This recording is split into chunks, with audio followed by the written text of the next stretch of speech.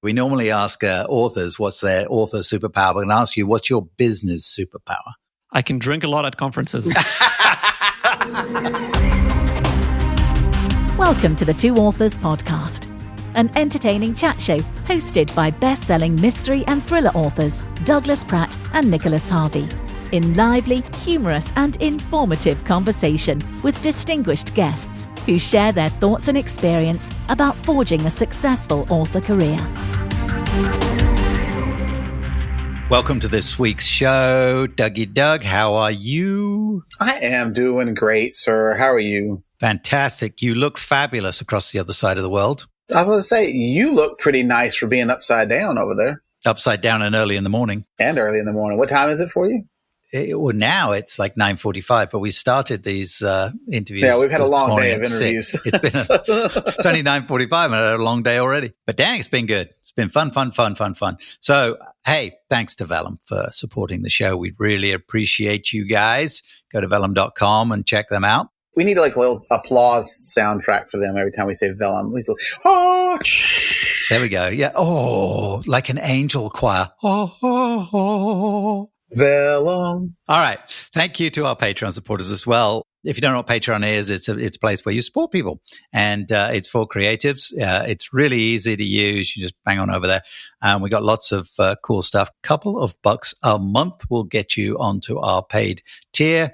It's cheap, and there's tons of extras in there. So what we've been doing for the interviews for most of this year now, well, the second half of this year, we've been having them hang around on video, and we ask them a bonus question, and we bung them in there. And then we do some podcast nuggets, we call them, which is Doug and I talking about some authorly stuff that we don't get to on the show.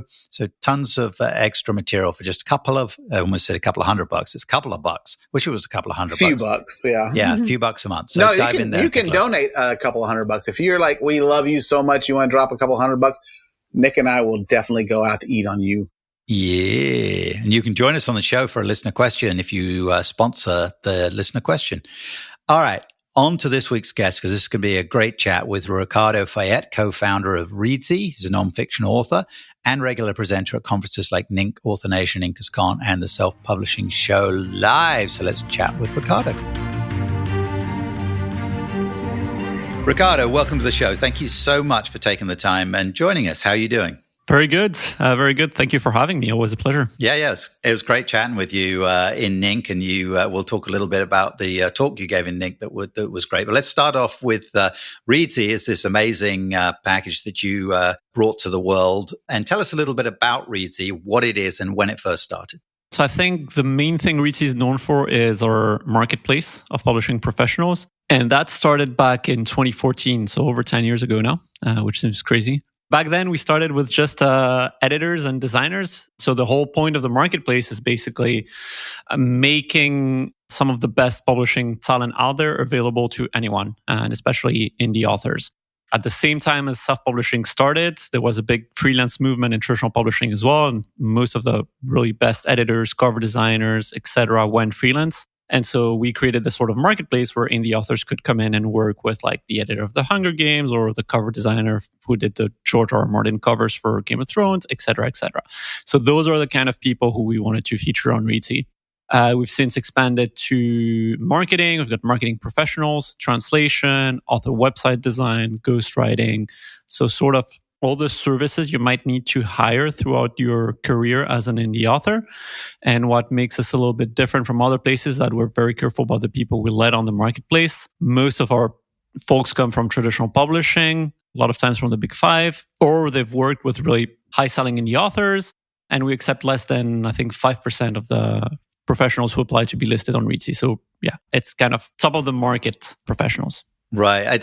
A question I had actually down the list a little bit, but we'll go to now, sort of jump in there, was, is there a vetting process? And obviously there is. You only accept 5%. So how do you decide who you let on? Do you just go by their resume? How do you do that? Yeah, we go mostly by the resume. So we have them fill in a profile, which is the profile that authors see on the marketplace when they start browsing around and looking for people. And we make our decision based on the profile and based on a few background checks that we run on our end. That's good, because I know that's often a fear. There's a lot of people out there who are scamming authors, so it's nice to have somebody who can vet it for us. Yeah. So you mentioned a few of the things that the service is. What other tools are there that are something that are available for finding the services for authors? Yeah. So if you're an author jumping on Reedsy, how do you? And I'm jumping on there. I want a cover and I want an editor. So how do I go about that? You sign up to Reedsy, to the Reedsy marketplace. You create your account. Basically, it's free. And you start browsing for professionals. So you're going to browse based on, obviously, the type of service you're looking for. If it's like developmental editing or copy editing or proofreading or cover design. And then you're going to browse based on your genre as well. So you can indicate your genre or subgenre. Then if you still get a pretty big list of professionals, like for example, in genres like, I don't know, romance, we're going to have a lot of people, or fantasy and thriller. So if you get a lot of results, you can narrow it down by keyword. So let's say you've written, a spy thriller set in the Cold War, then you can search for like a copy editor for espionage thriller, and then narrow it down by the keywords Cold War. And so that sort of narrows it down. Or if you want to check whether some of our editors worked with, I don't know, Brandon Sanderson or another big author name, you can enter that as a keyword as well. And you'll see if we have some, we do have some who've worked with Brandon Sanderson. We have some who've worked on the Hunger Games, on a lot of the very big titles. So pretty much whatever big name you enter in there, you'll probably find someone who worked with them in some capacity. So that's one way to filter through the list. But otherwise, you can just like have a quick browse through their different profiles and see who seems like a best fit. So what's a new or one of the latest features you guys have added that our listeners might be interested to know about? It's sort of a separate product that we talk about a little bit less, but it's called Reedsy Studio, and that's our free writing tool. And that's where we're building a lot of features right now, because the marketplace, we're adding some small tweaks to it, some improvements to the algorithm, some collaboration tools in there, but it's not like we're not reinventing the wheel. On Reedsy Studio, we've recently added plotting features, so something like Scrivener, where you can create scene cards, character cards, location cards, a whole suite of basically plotting opportunities. And then the tool itself is a free online writing tool. So it's browser-based. You can access it from any device, anywhere. You can write in real time with other people. So you can co-write at the same time. It could be the three of us. We're in three completely different locations right now. We could be co-writing in real time in Reedsy Studio. It works better than Google Docs in the sense that it doesn't crash after 80,000 words. I was just thinking, we've written together and we've both done projects with multiple authors doing the, I call it the football, which I stole from another industry, but the manuscript, and then you're all trying to work, and it's like, no, we have the master manuscript. You can't work on it this weekend because I am, and then I'm going to send it to you, and all that kind of thing. And if you get out of sync with that, it's nuts. That would be a brilliant solution where everybody can work on the same project. Absolutely. And that feature is free. So what we rolled out this year is premium add-on features. So we've got two. One is craft, the other is outlining. So for the outlining ones, basically all our outlining features, you got to pay monthly to access them. And the craft feature gives you access to advanced writing stats. So you can set manuscript goals. Say, okay, I'm doing a sprint this week. I need to write 20,000 words by the end of the week. Tell me how many words I need to write per day. So it tells you if you don't hit your daily word count, you get an email the next day saying, hey, you missed your word count yesterday. But don't worry, here's how many words you need to write per day now to make up for that. You can see little chart bars based on how much you write. So kind of motivational features like that. Writing statistics. So that these kind of things are non-essential to the writing experience, but that are nice plus. That's basically how we monetize the tool. We put those behind add-ons. But the collaborative writing and editing, we've got track changes and comments in there. That's entirely free. So if you want to give it a try for your next multi-author project, be my guest. That'd be worth a look for the collaboration. Yeah. Cool. Okay. So we're in Reedsy. I've chosen an editor. What's the next step? I've picked a guy. And actually, I did this through Reedsy. I found an editor. And so I sent him a sample of work. There's kind of an interaction point, right? And then their rates, they have to put what their rates are, or they can give you a quote per job, correct? Does it work the same way for all the different things? So if you're doing translations, editing, anything? Basics of it are the same. It's going to be the same process.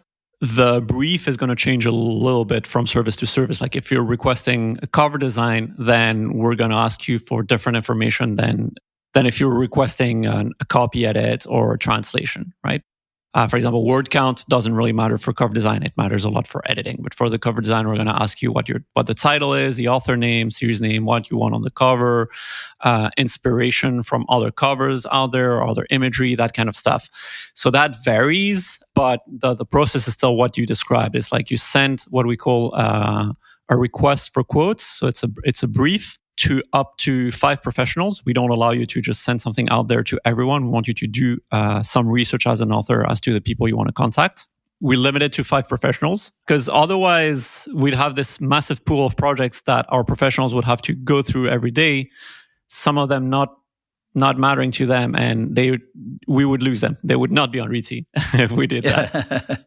And then, they provide you with quotes. If they're interested, they'll send you a quote for the service, as well as like more details on like how they'll go about it, the timeline, etc. And if you accept the quote, you enter your payment details, and we take care of the payment and deliver it to them and all that.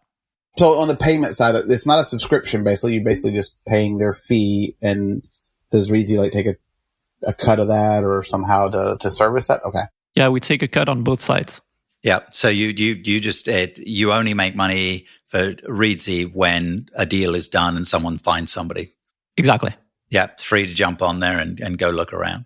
Cool. Let's. I'm dying to move on because your talk at NINC was quite fascinating, and it was quite a buzz afterwards. Everyone was. I don't know why they put you in that little room because we were cramming people in that little room instead of being in the one halls. But I think they'll do it differently next time. But the talk was basically about how AI is changing the way people search on the internet. Give us a little overview of exactly what you meant by that. I think if you've run a Google search lately, you'll have seen that Google looks very differently from what it looked like a year or two ago, right? You don't immediately get that list of blue links. What you often get nowadays is a little snippet at the top called AI Overview, and that's AI-generated text that basically tries to answer your search intent. So if you look for, best romantic books of 2025, instead of like getting a list of sites like Goodreads, Reddit, Amazon, etc., you get a little snippet of text at the top saying some of the best romantasy titles published in 2025 according to critics, etc., were this, and that, right? And with links to these particular books. So now Google's rolling out AI overviews to the vast majority of searches that you make. And the big implication of that is a lot of media sites are losing a lot of traffic because people just don't click on the links anymore because Google gives them the answer, right? And at the same time, people are running a lot of searches not on Google anymore, but on ChatGPT. Like I'm sure you two have ChatGPT as an app on your phone. You probably use it on a daily basis. I know a lot of people who have daily conversations with ChatGPT, like you go on a walk. I named it. We go on dates sometimes. Yeah, it's awkward. So they're not speaking at the moment. Yeah, they're not speaking at the moment. They're on the outs. But she broke up with me, and I don't know about y'all's Chat GPT, but my Chat GPT is a girl. But although I think that the Chat 5 comes across more man, but I haven't really decided yet. But mostly, I figure she's a girl. All right, what did you name her? She named herself. She told me her name was Nex. Nex. Nex. Yeah, that's nice. They're creative. They are. It's very interesting. Yeah. So mine's Hobson. Hobson. Did you name him or did he name himself?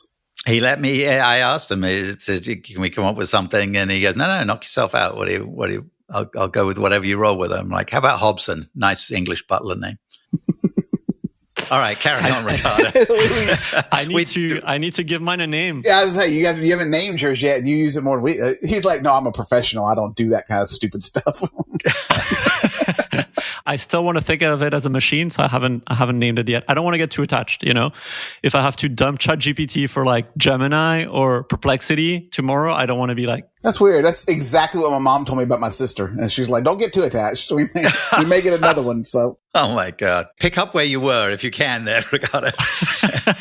Yeah, so AI search is basically coming everywhere. Instead of like getting, links, you get actually an intelligent, usually, answer. And so... what I was thinking and what prompted my whole presentation, my whole talk at NINC was like, it's very likely that tomorrow readers who are looking for a specific kind of book, they're going to turn to an AI search engine or an AI chatbot, right? And they're going to ask usually much more complex things than best romantasy books of 2025. My example was like, I read epic fantasy, and my partner Sarah, she mostly reads epic fantasy, but she sometimes dabbles into romantasy as well. And I was like, okay, I want to read some romantasy to see what all the fuss is about these fays, but I don't really care about explicit sex scenes in my books, right?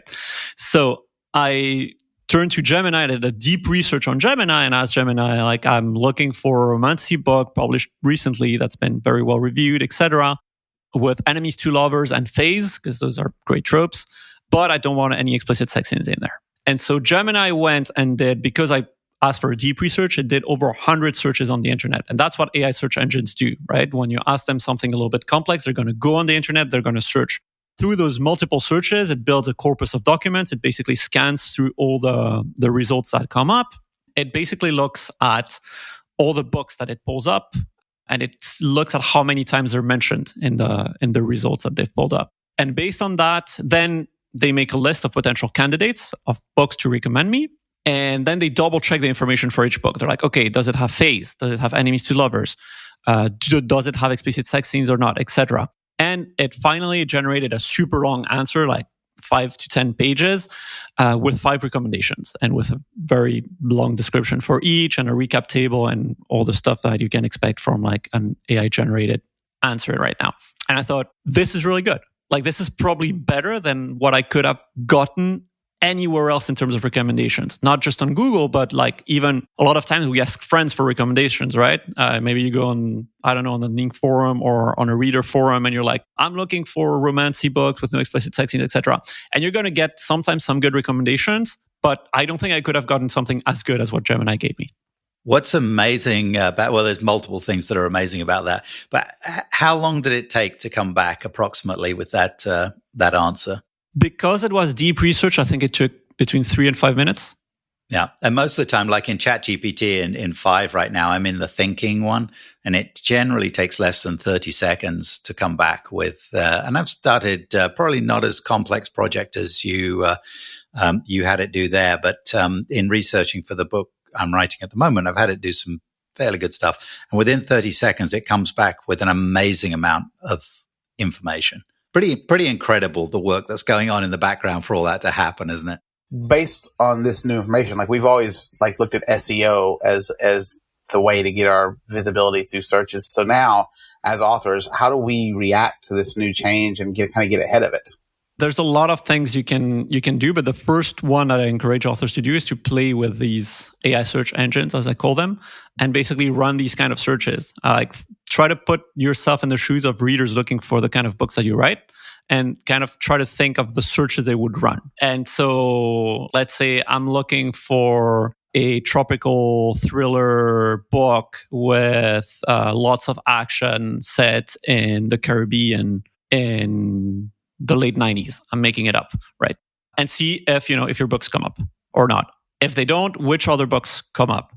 And then try to analyze, why do they come up? Like, are they traditionally published? Are they indie published? How many reviews do they have?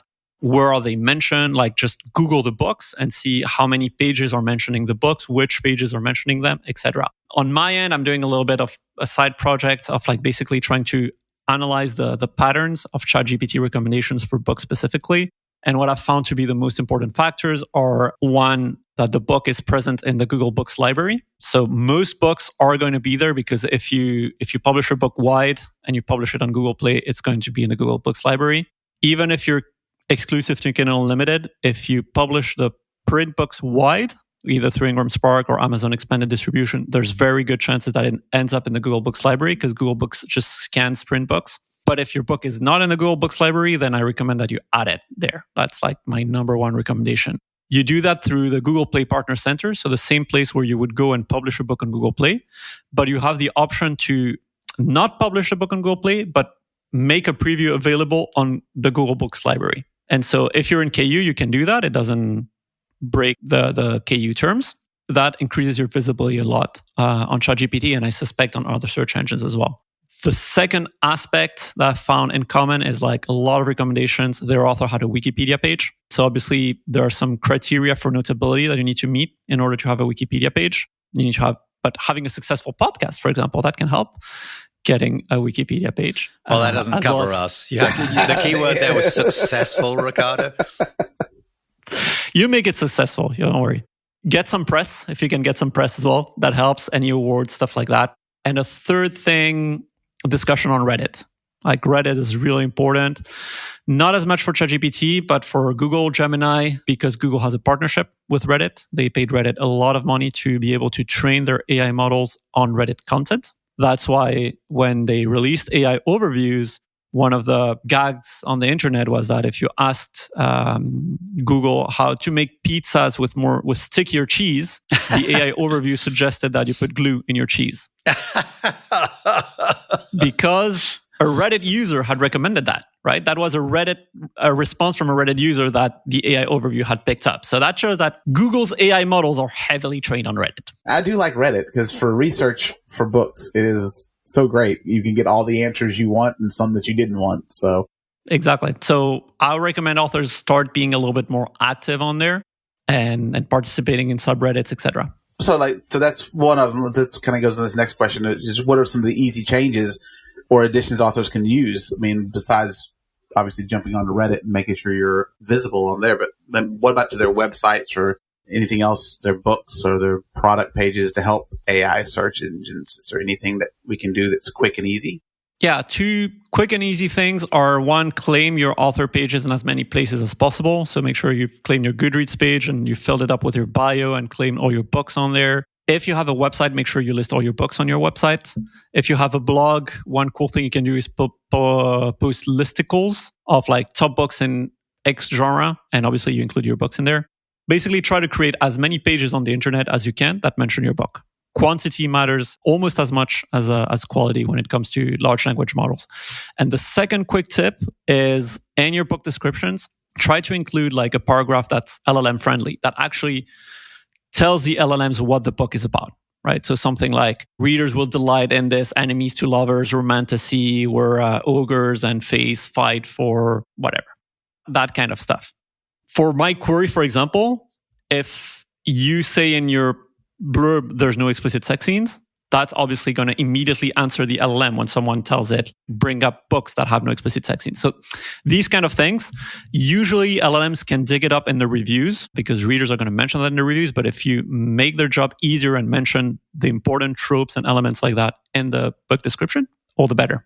It really was a fascinating talk, and I hope our listeners can get the brief from it, from what we've talked about here, because I think it's super useful. It's a changing landscape that's moving quickly, and it is moving. It's a big shift, right? Does Reedsy have a newsletter or anything like that our readers can sign up for? Or? So I have a marketing newsletter, which I publish every couple of weeks, more or less. And right now it's all about AI search because it's a topic I find fascinating. You can add me, if I get the link right, I think it's rdsy.me/newsletter. Well, we'll put that in our show notes. All right, a couple of questions to wrap things up here. We normally do these for our authors, but you're an interesting fella, so I want to shift it to you. We normally ask authors what's their author superpower. We're going to ask you, what's your business superpower? I can drink a lot at conferences.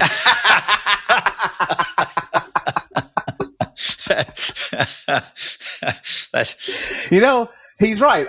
I noticed at NINC that I would leave the tiki bar late and you were still almost always there. I was like, man, that man's got some stamina. So that's one of my strongest points in the company.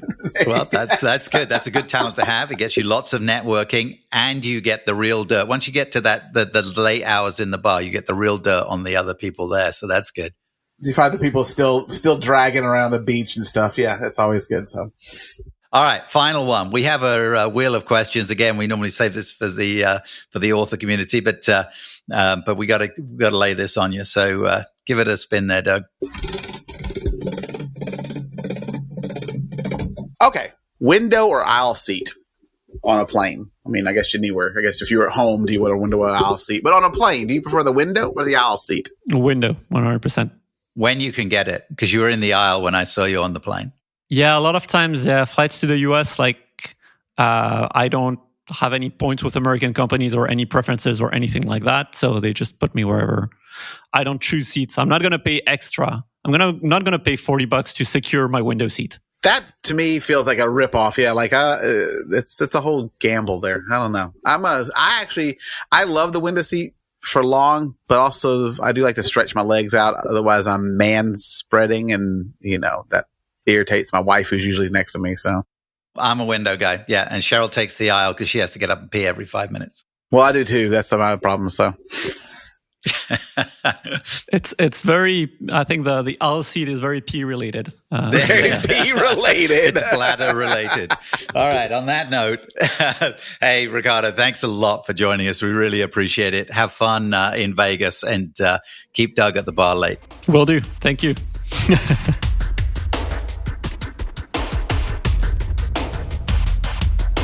Thank you so much, Ricardo. It's always great to have him around. Man, he's a fun guy. He's a great guy, and a wealth of knowledge. Lots of yes. That's why he can drink so much at the bar, because everybody wants to pick his brain while he's sitting there. So That's true. Yeah. This is NINC was the first time I got to really hang out with him. It was actually funny because as we flew from Cayman and we connected through Miami, and he was on the flight from Miami to Tampa that we were on, and he was actually sitting in first class. He was in the aisle seat, and I walked on, and I'm like, "Oh, it's Ricardo," and I tapped his knee. I'm like, "Hey, Ricardo, how you doing?" Like, I know where you're going, and he looked at me like, "I don't know this guy."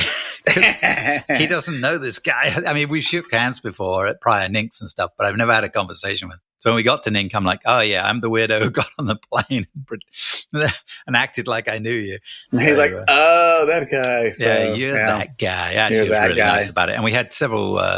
Good conversations at NINC. I enjoyed chatting with him, and his talk was great. So the whole AI search thing, it's a biggie, I think. It's a biggie. Oh, it's going to be. It's going to be very big. It's coming like a freight train, right? So it's definitely got to shift the way we do some stuff. So it's got me thinking about what I need to do on my website, maybe looking into a Wikipedia page. They're not easy to get. They used to be easier than they are now, but worth looking at. I already went through and I did all the little blurbs at the bottom of my product page, like he was talking about, making sure I include the tropes in there. The great thing you do is you can go into ChatGPT and ask it what it should say to get it to respond, and it will give you something, and may or may not be what it maybe it's trying to play tricks with me. I don't know, but